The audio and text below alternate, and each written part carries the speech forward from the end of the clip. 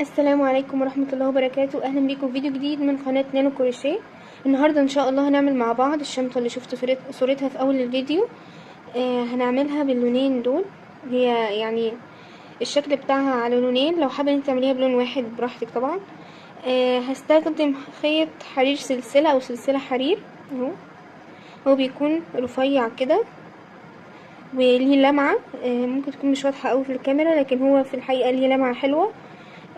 بس عشان هو رفيع فهنشتغله على 3 فتل، وهستخدم معاه ابرة رقم 4 اهو.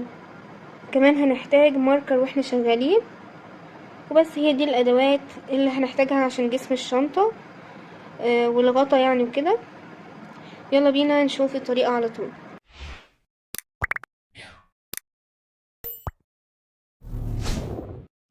دي القاعدة البيضاوية عملناها مع بعض قبل كده في فيديو، ان شاء الله هسيب لكم لينك الفيديو في لينك الوصف عشان ترجعوا يعني الفيديو وتشوفوه، بعد كده ترجعوا للفيديو ده تاني وتكملوا معانا الشنطة. انا ما حبيتش ان انا اعملها في نفس الفيديو يعني عشان ما ناخدش وقت كتير، لان هي فيها تفاصيل، وطبعا الشنطة فيها تفاصيل فكده هنتأخر. بس كده. وكمان انا مدعمة الشنطة دي بالبوري اهو، بس ده بوري يعني ملون عشان تبقى ماسكة نفسها، عشان الخيط ده رفيع جدا واكيد هتكون مش ماسكة نفسها قوي. بس كده يلا بينا نشتغل في جسم الشنطة على طول. قبل ما نبدأ، اللي حابة ان هي تعرف المقاسات، طول القاعدة من هنا كده 28 سنتي، والعرض حوالي 14 ونص. هنبدأ دلوقتي نشتغل في جسم الشنطة. انا بادئة باللون اللي هو الكشمير ده، وكمان هكمل بيه لان هي الشنطة عبارة عن لونين زي ما قلتلكوا. هنبدأ باللون ده. هاجي كده هنا في النص كده هنا، ابدأي من اي مكان انت حابة تبدأي منه. هاجي كده في اي غرزة. الغرزة عبارة معايا عن حلقتين، هي حرف في، هدخل في الحلقة اللي من ورا اهو، ومعايا الخيط زي ما قلتلكوا على 3 فتل. هاجي كده من ورا هعمل عقدة بداية بس، بنحاسب بس عشان دول 3 فتل، ما ينفعش في مرة تكون الغرزة معانا فتلتين او فتلة واحدة كده، طبعا هيكون الشغل مش مظبوط. هسحب الحلقة من الحلقة اللي انا كنت داخلة فيها، وهعمل سلسلة بالشكل ده. هدخل تاني في نفس المكان وهعمل غرزة حشو، بسحب الخيط معايا كده حلقتين على الابرة، باخد لفة وبخرج منهم كده. اول غرزة حشو معايا، لو عايزة ممكن تعلميها بالماركر اهي.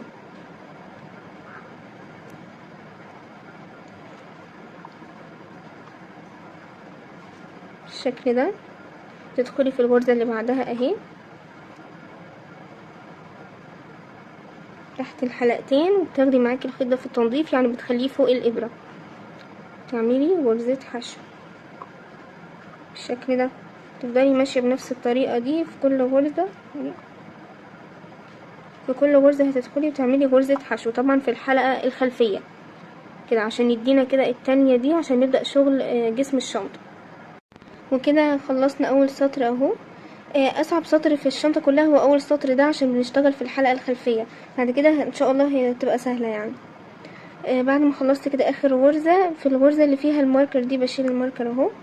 دي اول غرزة، باجي كده فيها، هي عبارة طبعا عن حلقتين، بدخل تحت الحلقتين كده وبعمل غرزة حشو من غير ما اقفل بمنزلقة ولا اي حاجة، همشي على طول حلزوني، وبعلم اول غرزة دي عشان منساهاش اهي. بعد كده هدخل في كل غرزة تحت الحلقتين بالشكل ده، هعمل غرزة حشو بالشكل ده كده. تفضلي ماشية في كل غرزة غرزة حشو.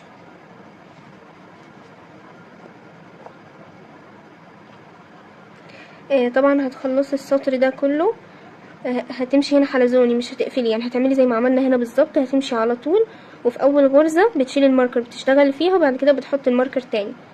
تفضلي ماشية كده لغاية ما توصلي للطول المناسب للون ده، يعني مثلا ممكن يكون 5 أو 6 سطور. هعمل واقول لكم عملت كام سطر بالظبط. انا كده وصلت للمقاس المناسب اللي انا عايزاه، اللي هو 5 سطور اهو. عملت 5 سطور باللون الكشمير ده. دلوقتي وصلت للغرزة اللي قبل الاخيرة او اللي قبل الماركر دي على طول. هشتغلها معاكم عشان ان شاء الله هندخل اللون الابيض. هدخل كده في الغرزة وهسحب الخيط بالشكل ده.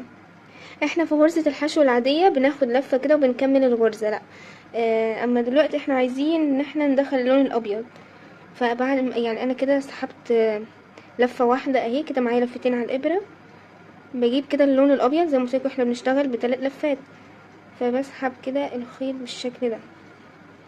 كده انا كملت الغرزة باللون الابيض.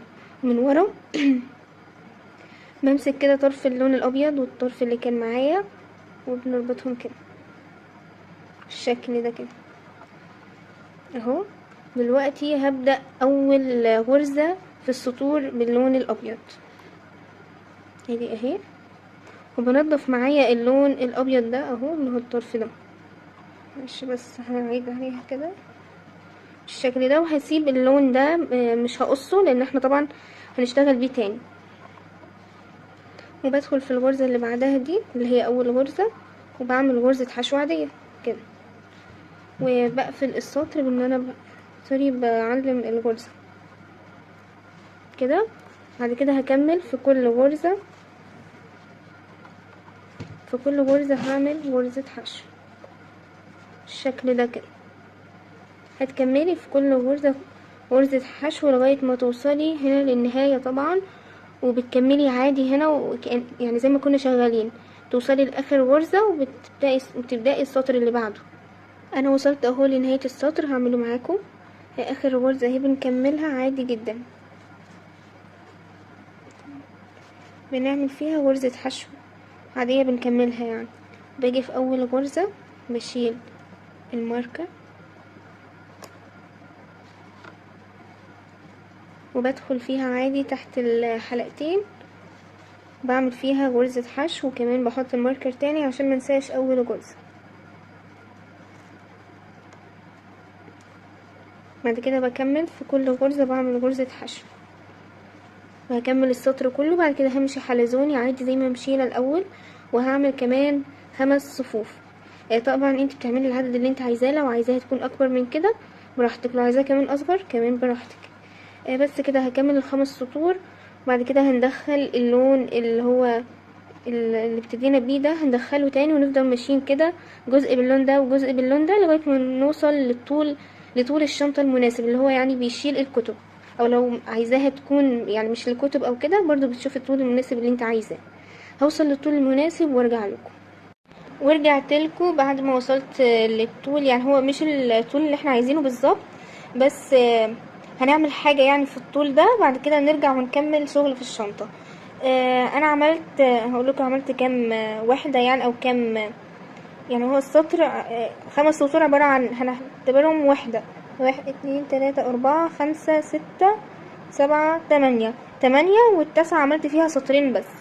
لو عايزة برضو عايزة تقيسيها يعني كام سنتي بالظبط هشوفها لكم اهو. لو عايزينها بالمتر عبارة عن 25 سنتي اهي. هاجي دلوقتي ده الوش، هاجي الظهر اهو، نجيب الظهر بالشكل ده.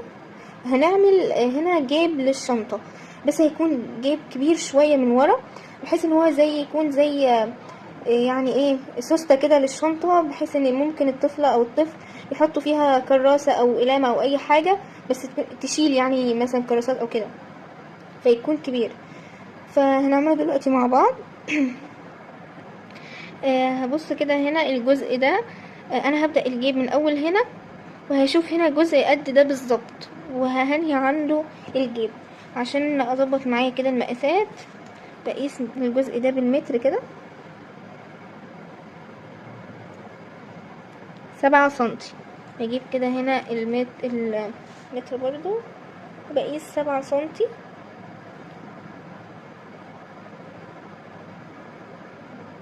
اهو.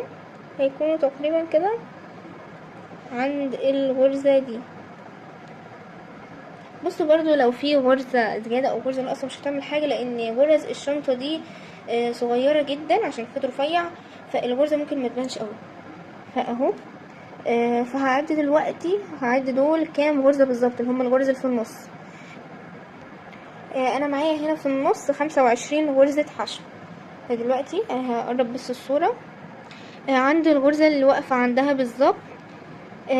هبدأ اشتغل سلاسل. هعمل كام سلسلة؟ هعمل نفس عدد الغرز اللي عندي هنا. انا معايا هنا 35 غرزة، هشتغل كمان قصادهم 35 غرزة سلسلة.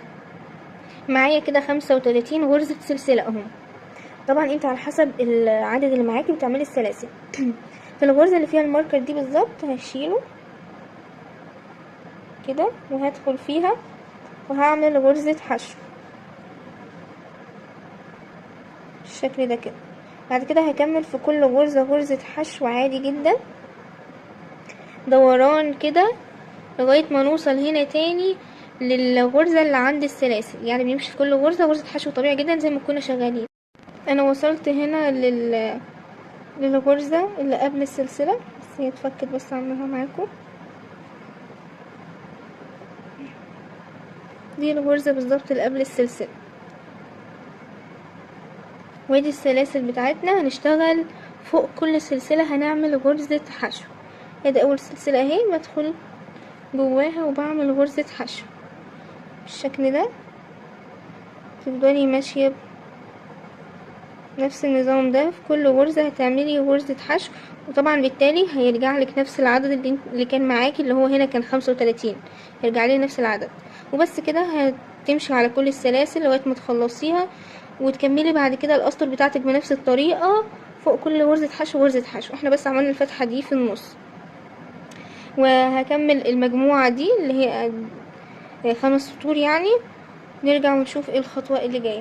انا كده وصلت للمقاس المناسب، او يعني اقل شوية من المقاس المناسب عشان لسه هندي كمان سطور. بس هنا هنعمل حاجة، هنا مكان اللي هنحط فيه الشداد اللي هو بنسحب بيه او يعني بنقفل بيه الشنطة. فعايزاه يكون الغرز واسعة شوية عشان دي ضيقة كده مش هتدخل الشداد ويكون مرتاح يعني. فهنشتغل بغرزة عمود، باخد لفة وبدخل كده في الغرزة واسحب الخيط كده. معايا 3 حلقات على الابرة، باخد لفة بخرج من اول لفتين، باخد لفة كمان وبخرج من تاني لفتين. دي كده اسمها غرزة عمود بلفة. هعمل سلسلة وهسيب غرزة من تحت وهدخل في الغرزة اللي بعدها وهعمل غرزة عمود بلفة بالشكل ده. كمان هعمل سلسلة واسيب غرزة واعمل غرزة عمود بلفة بالشكل ده. السلسلة اللي بنعملها هي مكان الغرزة اللي احنا بنسيبها. هتكملي السطر كله بنفس الطريقة. وبعد ما خلصت السطر اهو، وصلت هنا لاخر غرزة معايا في السطر اهي، هعمل سلسلة ونهاية السطر هيكون عند بداية اللي هو هنا ده اول غرزة عمود اهي. مش هقفل بمنزلقة، هعمل غرزة حشو على طول فيها كده. بعد كده هدخل في الفراغ ده اللي هو كان السلسلة، هعمل غرزة حشو. بعدين هدخل في العمود هعمل غرزة حشو، وهنا كمان في الفراغ وهعمل غرزة حشو. تفضلي ماشية كده بنفس الطريقة دي، حشو في العمود وحشو في الفتحة دي. هكمل كل السطر وارجع لكم. وبعد ما خلصت الجزء ده اشتغلت 3 سطور حشو، السطر اللي اشتغلناه مع بعض وكمان سطرين، ممكن سطرين بس لو حابة، مش لازم 3. وبس كده. بعد ما وصلت لاخر غرزة بقفل هنا اهو بالشكل ده بمنزلق اهي، وهعمل سلسلة اهي،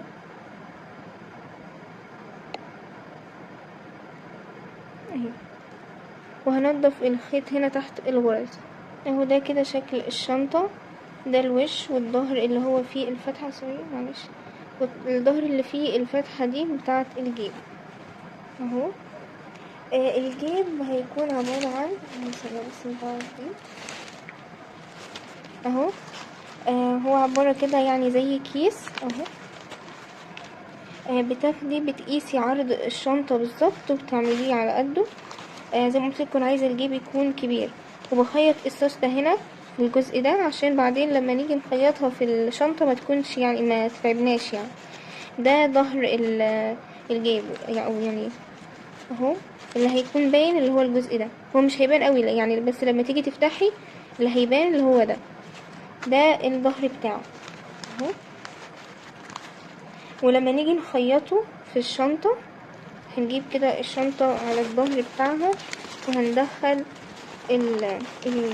البطانة، هندخلها في الشنطة من بندخلها وبنجيب كده السوستة عند الفتحة بالظبط وبنظبطها كده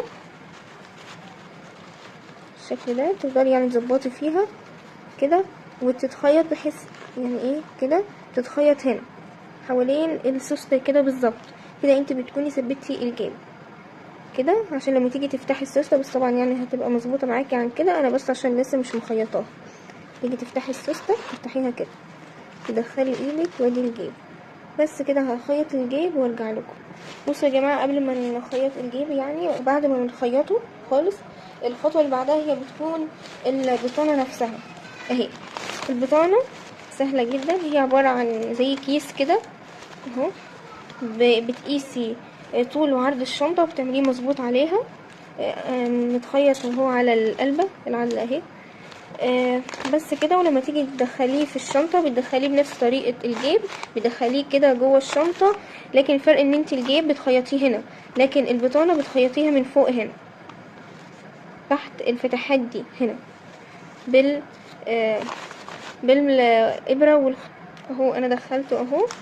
بتحطيه كده هنا وبتتني طبعا الاطراف دي عشان ميكونش شكلها وحش، تتنيها كده وبتخيطي عليها كده داير ما يدور حوالين فتحة الشنطة كلها. بس طبعا بتخيطي الجيب الاول بعد كده البطانة، ده مهم بس عشان متتلخبطيش. بس كده هخيط البطانة كلها على بعض وارجع لكم. الخطوة اللي جاية هتكون هي لم جسم الشنطة. ادي الشنطة بتكون معانا كده ايه، نلمها دلوقتي تبقى معانا كده واسعة من فوق.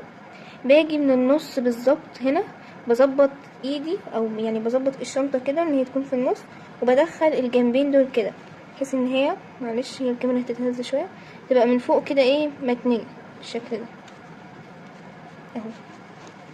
وبعدين هنحط الشداد ده اللي بنقفل بيه الشنطه. انا عملته بغرزه سلسله عاديه، قلت امشي سلاسل كده. دول 4 فتل، فتلتين بيض وفتلتين اللون الكشمير اهو. وحطلها اللي هي الخرز دي في الاخر. حط كمان دي الناحيه التانية بس بعد ما نعديها عشان نعديها بسهوله. بس دلوقتي هنعديها مع بعض.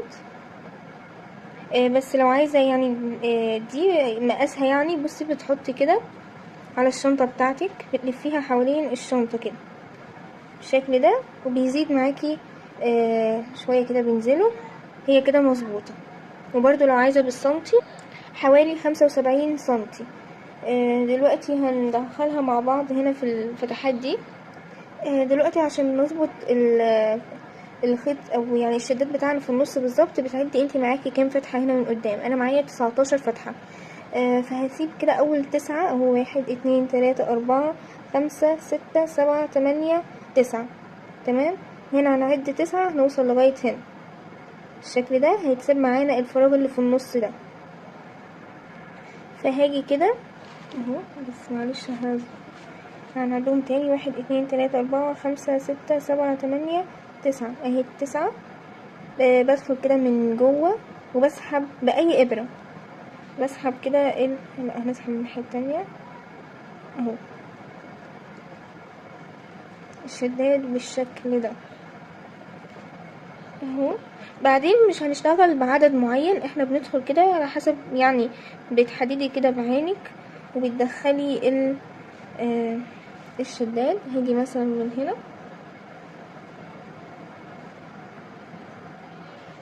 احنا بس عدينا في الاول عشان نظبطه في النص. انا ممكن اعديه كده برضو عادي، بس لا هنا عايزة الابرة. هنا بقى معانا الجزء المتني ده كده، الجزء الكبير ده. بعمل ايه، باجي هنا من ورا كده، بدخل هنا وهنا وهنا بالشكل ده، بعدين بسحب الخيط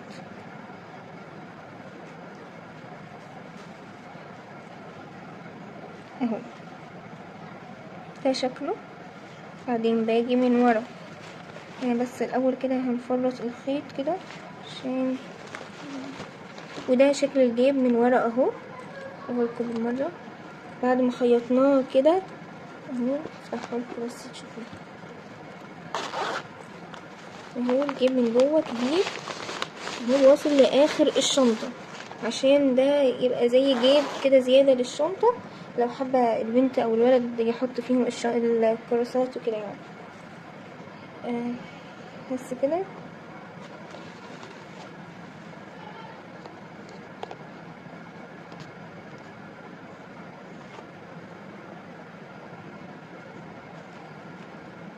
هاجي من ورا نسحبها كده.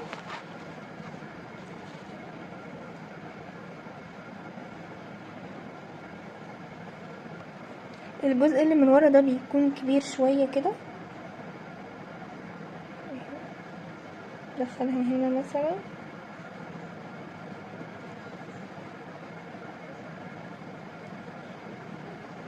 بالشكل ده. بعد كده هعيد نفس اللي عملته في الجنب التاني، ان انا بدخل كده في التانية دي بسحبهم كلهم مرة واحدة.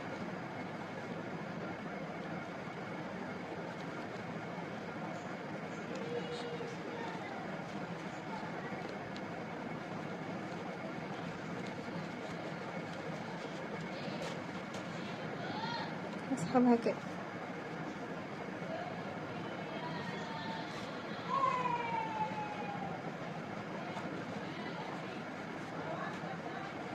اهي. هعدل الشنطة من ورا، ما كناش بنعد، كنا بنعد كده يعني بالحظ كده، اما من قدام بنهتم شوية بالعد عشان تطلع زي بعضها يعني زي دي بالظبط. هنا في ما بينهم 3، فواحد 2 3، وهدخل هنا اهو.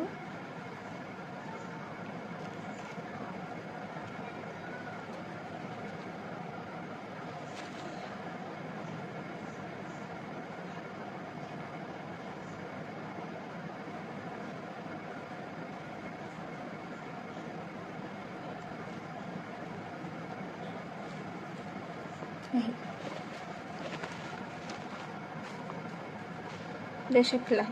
بعدين كده بتتشد من هنا وبتربطيها كده من هنا.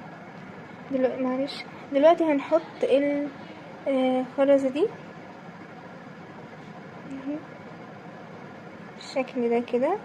في واحدة مدخلتش، ندخلها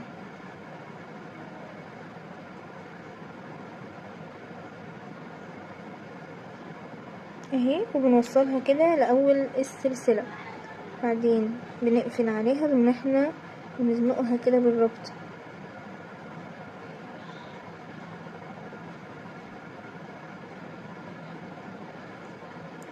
وبتديها كده كذا ربطة لغاية ما، عشان الفتحة بتاعتها بتكون واسعة، فبتديها كذا ربطة لغاية ما تسد كده الفتحة دي. وده كده شكل اهو بعد ما ركبنا الخرزة دي وقصينا الخيط الزيادة. خلصنا جسم الشنطة. الخطوة اللي جاية هي هتكون الغطا بتاع الشنطة. هستخدم فيه اللونين، اللون ده واللون الابيض. بس جسم الشنطة عملناه على 3 فتلات، لكن الغطا هنعمله على فتلتين بس، وابرة رقم 3 اهي. هبدأ باللون ده الاول. اول حاجة هعمل عقدة بداية بالشكل ده، وهشتغل غرز سلسلة لغاية ما اوصل للطول اللي انا عايزة. بتشوف انت عايزة تعملي كام سلسلة. انا عملت 20 سلسلة. لو انت عاملة نفس المقاس بتاعي ومستخدمة نفس نوع الخيط تعملي نفس العدد، لكن لو نوع خيط مختلف بتشوفي ايه المقاس المناسب اهو. 20 غرزة سلسلة. بعد كده هرتفع غرزة سلسلة زيادة. برجع تاني بسيب اول غرزة اللي هي 21 وبدخل في الغرزة 20 بالشكل ده، وبسحب الخيط كده معايا حلقتين على الابرة، باخد لفة وبخرج منهم. عملت غرزة حشو. هدخل بعدين في كل غرزة وهعمل فيها غرزة حشو بالشكل ده لغاية ما نوصل لاخر غرزة. وصلت للغرزة اللي قبل الاخيرة، يعني الغرزة 19. والغرزة 20 هعملها معاكم. المختلف في الغرزة 20 ان احنا بدل ما هنعمل فيها غرزة حشو واحدة، لا هنعمل 5 غرز حشو عشان نلف بالشغل ونشتغل الجنب التاني ده. هدخل في الغرزة دي كده وهعمل 5 غرز حشو في نفس المكان. 1 2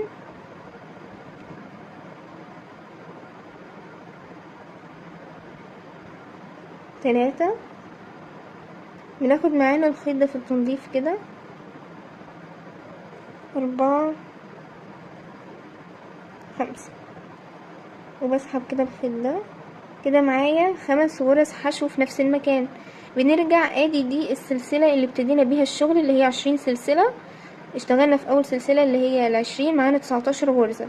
اشتغلنا في النص بتاع السلسلة اهو. هنشتغل دلوقتي في النص التاني، يعني اهي بندخل كده هنا في نص غرزة السلسلة وبعمل حشو واحدة بس. في كل غرزة هعمل غرزة واحدة بس لغاية ما اوصل لاخر غرزة كده. كده خلصت اول سطر اهو. بس معايا اخر غرزة دي هنعملها مع بعض.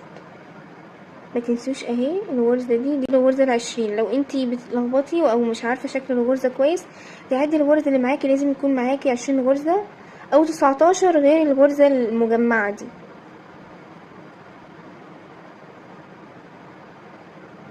بالشكل ده كده هعمل غرزة سلسلة والف الشغل كده وهنشتغل على الظهر. معايا الغرزة اهي. بدخل تحت الحلقتين اهو بعمل غرزة حشو. هفضل ماشية في كل غرزة هعمل غرزة حشو لغاية ما اوصل لل5 غرز اللي فوق دول. وصلت لل5 غرز اللي فوق دول هنعمل فيهم التزايد. يعني ايه تزايد؟ هنشوف دلوقتي مع بعض. اول غرزة في ال5 غرز بدخل فيها كده وبعمل غرزة حشو بالشكل ده. بدخل تاني في نفس المكان وبعمل غرزة حشو بالشكل ده. الغرزة اللي بعدها كمان هعمل غرزتين حشو 1 2. الغرزة اللي بعدها اللي هي التالتة كمان 2 حشو. كذلك الرابعة مش هندخل فيها كويس بس.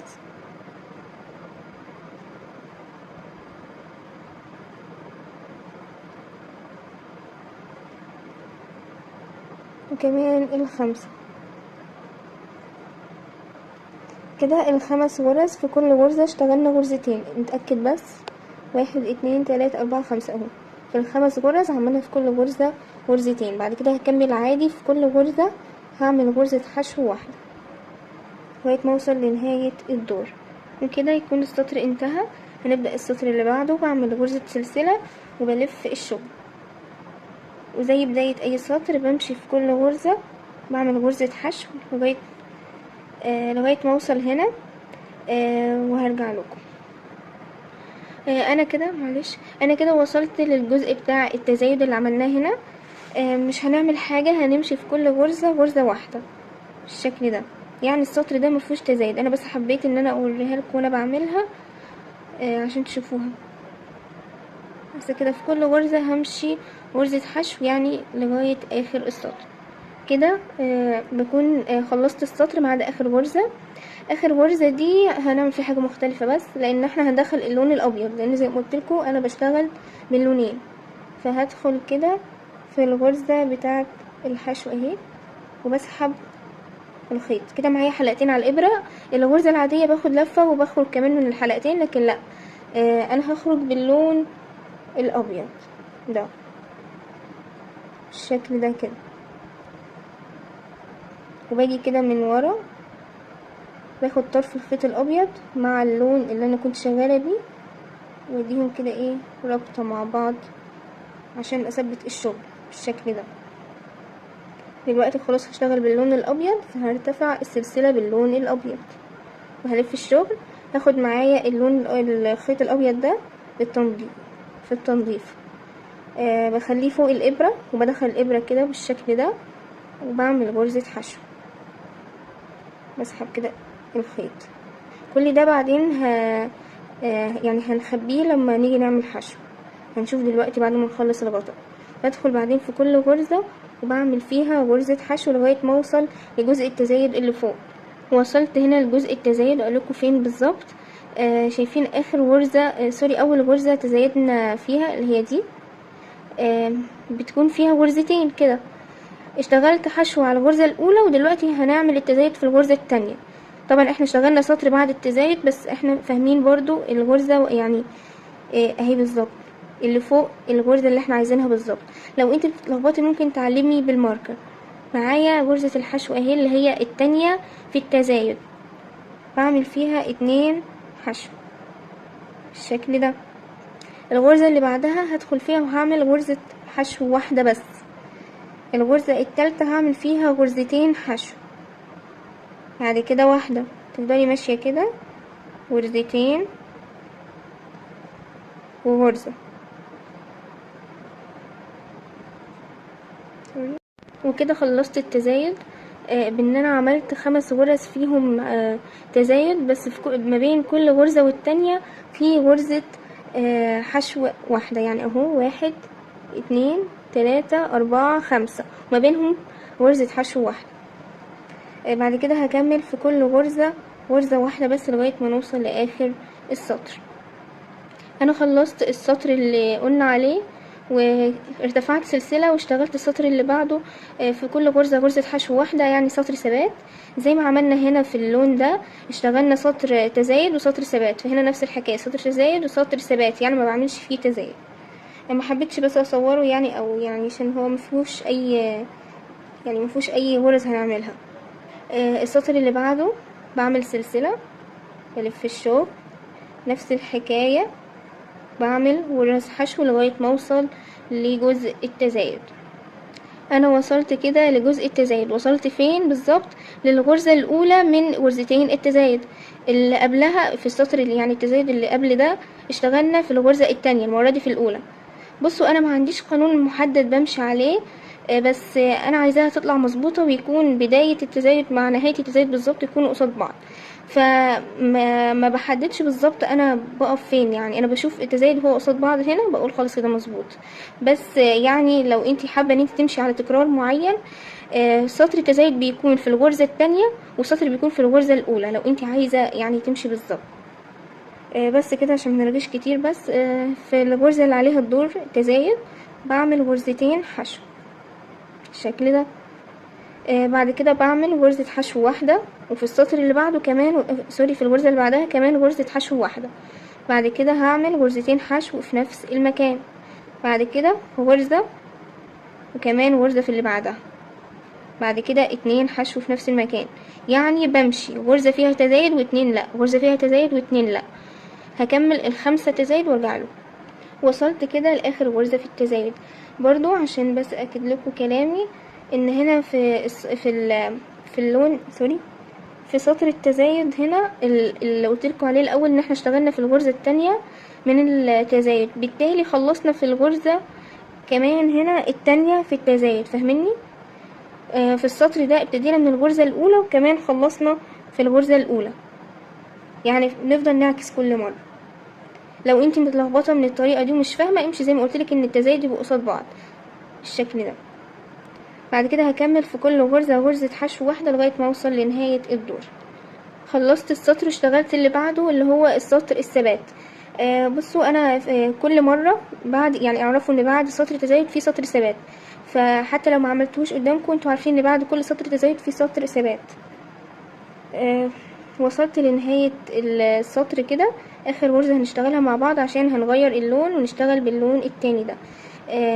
انا بشتغل الكمية ايه يعني او كام صف، بشتغل 4 سطور، بعد كده بقلب وبشتغل باللون التاني. فاحنا اشتغلنا مع بعض اهو 4 سطور. هدخل كده في الغرزة اهي، بسحب الخيط ومش بكمل الغرزة، بجيب اللون التاني اهو وهسحبه بالشكل ده اهو. عشان بس نثبت دي متفضلش تطلع كده هناخدها معانا، بس نشوف دلوقتي. هنعمل غرزة سلسلة ونلف الشغل كده. هجيب اللون الابيض ده، هدخل كده في اول غرزة وهو هيكون فوق الابرة كده، واشتغل عليه اول غرزة بس، ان احنا مش عايزين ناخده معانا في التنظيف، مش هنقصه احنا بس هنثبته، بعد كده بنرجعه تاني مكانه. وهشتغل في كل غرزة غرزة حشو لغاية برضو ما اوصل لمكان التزايد اللي هو هنا ده. وصلت الاول غرزة تزايد معانا اللي هي هتكون تاني غرزة بالنسبة يعني الاول تزايد هنا ايوه اللي هو ده، هنشتغل في الغرزة التانية اللي منه، فاهمين؟ فهشتغل فيها 2 حشو وبرضو قلتلكوا ان انا مش ماشية يعني بقانون معين، انا بس بشوف هي مكانها مظبوط فين بالنسبة لي. عملت كده 2 حشو. بعد كده هعمل 3 غرز حشو ورا بعض، مفهومش يعني مفيش فيهم تزايد. 1 2 ادي كده 3 حشو مفهومش اي تزايد. بعد كده في الغرزة اللي بعدها هعمل تزايد، تفضلي ماشية كده 3 لا 1 تزايد لغاية ما تخلصي ال5 التزايد اللي معاك. كده بعد ما خلصت سطر التزايد عملت سطر حشو اللي هو ثبات، يعني سطر ثبات ما عملناش فيه تزايد. بعد كده مشيت الجزء ده لانه ده تكرار يعني لكل السطور. باجي دلوقتي عند التزايد في الغرزة اللي عليها الدور، اللي هي هنا بالنسبة لي اول غرزة من غرز اول، يعني الغرزة دي زي ما قلنا ليها غرزتين، في الغرزة الاولى منهم. معلش انا بفضل اعيد فيها عشان انا حاسة ان هي مش عارفة اشرحها زي ما انا وصلالي يعني. فبشتغل غرزتين في الغرزة، بعد كده هعمل غرزة حشو وكمان غرزة حشو كده 2 3 4.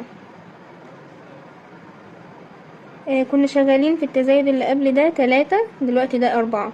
بعد كده بعمل غرزة تزايد، تفضلي ماشية بنفس النظام ده 4 لا بعد كده 1 تزايد لغاية ما تخلصي ال5، وطبعا بتكملي السطر طبيعي. بعد كده بتعملي سطر الثبات، تفضلي ماشية بنفس الطريقة دي. لو لاحظتوا ان احنا اول تزايد كان تزايد في ال5، بعد كده 1 وواحدة، بعد كده 2 وواحدة، 3 وواحدة، 4 وواحدة اللي احنا شغالين فيه ده.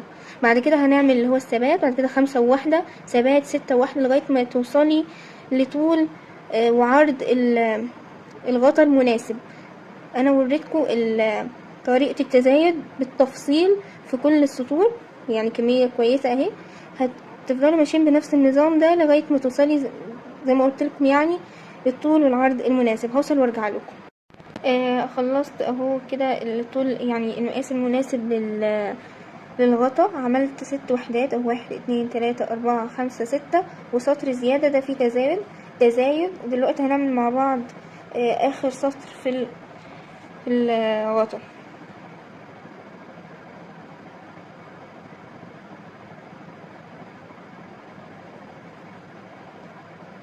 هرتفع سلسلة والف الشغل كده اهو، وهدخل في اول غرزة كده. الطبيعي ان احنا في غرزة الحشو، هقرب لكم بس الصورة عشان تشوفوها اكتر.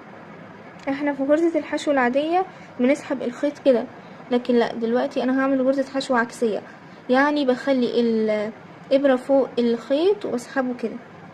بكمل بعدين غرزة الحشو بالشكل ده، هدخل وهسحب الخيط كده واعمل غرزة حشو عكسية. هدخل واخلي الابرة فوق الخيط وبسحب واعمل غرزة حشو. هتكملي السطر ده كله بنفس الطريقة دي من غير اي تزايد، لان احنا متعودين سطر تزايد وسطر لا، فده اخر سطر من غير تزايد. همشي كله بنفس الطريقة دي، هو نفس طريقة الغطا بالظبط. بس نفس طريقة الجيب بالظبط، بس الاختلاف ان احنا هنا عاملين ابتدينا يعني ب15 غرزة، لكن الجيب سوري الغطا عملناه ب20 غرزة.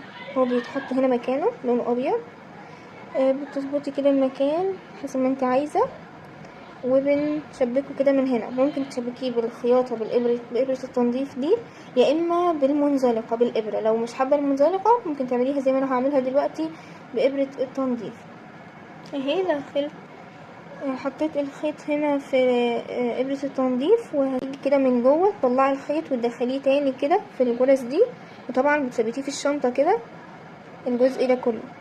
وعايزه اقولكم ان انا مشيت عليه هنا حشو اهو كده كله عشان نساوي كل الجناب زي ما عملت في الغطا بالظبط. وهنا كمان اشتغلت هنا سطر منزلقة هنا في السلاسل اللي ابتدينا بيها اهو. هخيط الجيب كده زي ما قلت لكم بالظبط وارجع لكم اهو. قبل بس ما نعمل الجيب، يعني بعد ما نخلصه او قبل براحتك. كمان الغطا اهو، الوش اللي عملناه مع بعض ركبته على الغطا بالخياطة نفس طريقة الخياطة بتاعت البداية هنا، اللي هي يعني ايه بدخل كده وبخرج تاني اهو. ده شكله ثبته كده. لو عايزة برضو تأكدي بالشمع براحتك، الغطا بقى بنيجي كده في ظهر الشنطة من ورا اهو. معلش هي الكاميرا بتتهز بس عشان الشنطة بتخبط في البتاع ده اهو، وبحطه بالشكل ده اهو. معايا الخيط قصيته بس خليت كده جزء عشان اخيط بيه كده. هنا بتحطيها هنا، بتظبطي بقى انت المقاسات، عايزاها تبقى فوق شوية هنا يعني تحت العواميد بالظبط، او تحت هنا براحتك. يا اما برضو بالابرة منزلقة، يا اما برضو بالخياطة زي ما هنخيط الجيب اهو. بتمشي كده بالخياطة بالابرة رايح جاي كده لغاية ما تثبتيه. بصوا بقى ده شكلها بعد ما ركبت الغطا والجيب اهو. الجيب شكله كده. وهنا عشان نثبت الغطا حطينا قفل مغناطيس، ده بيجي كده وحواليه الجلد ده، وبيتخيط بالابرة والفتلة العادية جدا اهو. خيط هنا ونخيط هنا في الشنطة اهو. ده شكل بعدين بتقفليه كده. وهنا حطيت اللوجو بتاعي نانو كروشيت اهو. هو مش عارفه باين في الكاميرا ولا لا. ومن ورا بقى ده ال يعني الكتف اهو. ده شكله. هو عبارة بس انا ما حبيتش ان انا اعمله في الكاميرا لان هو سهل جدا. هو بس عبارة ان انت بتعملي 4 غرز سلسلة، وبتفضلي ماشية فوقيهم حشو رايح جاي رايح جاي. بعد كده بتلفي على القطعة كلها بالحشو. انا عملتهم اللونين كده عشان يبقى برضو حلو مع الشنطة اهو. وخيطته من هنا خياطة اهو، وهنا كمان خيطته من فوق هنا بالشكل ده، بحيث ان هي لما تتلبس تبقى معدولة كده. وده الجيب بتاعنا الكبير ده اهو. ده شكله جميل وعملي جدا. بس كده هو ده شكل الشنطة كامل. وده الفيديو. لو عجبك الفيديو وعرفتي يعني والطريقة تكون وصلت لك ان شاء الله بطريقة سلسة، وتعرفي تنفذي الشنطة بتاعتنا، متنسيش تعملي لايك وتشتركي في القناة وتفعلي رمز الجرس عشان يوصلك كل جديد. اشوفكم في فيديو جديد ان شاء الله. السلام عليكم.